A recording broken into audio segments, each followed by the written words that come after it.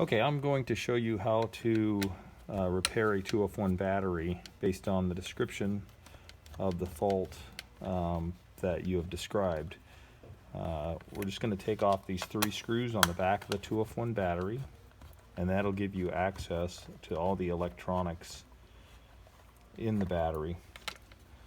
Based on your description, it sounds like the LEDs are not functioning on the battery when you push the check button or when it's on a charger. So I'm just going to lift this up and show you basically how this battery works.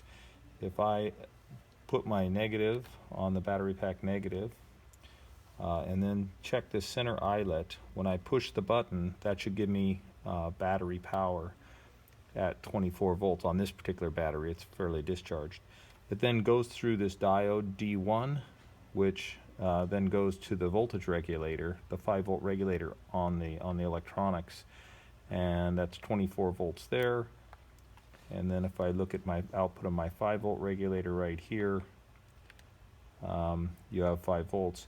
What's happening with your battery is the diode D1 has failed.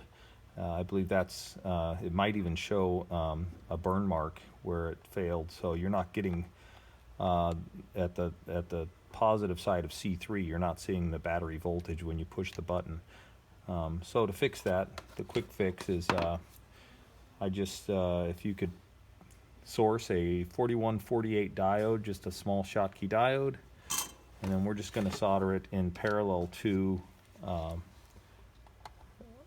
D1, because chances are if D1 has failed, it's probably left things charred and not able to be used again. So we'll put the anode on this eyelet, and then we'll bend that over and put the cathode of the diode on the positive side of C3.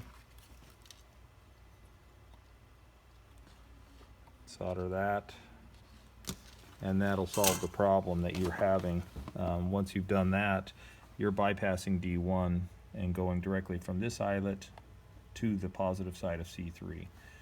And again, I can show you, if you go like this with your meter set on voltage, you'll see the battery voltage when you push the button.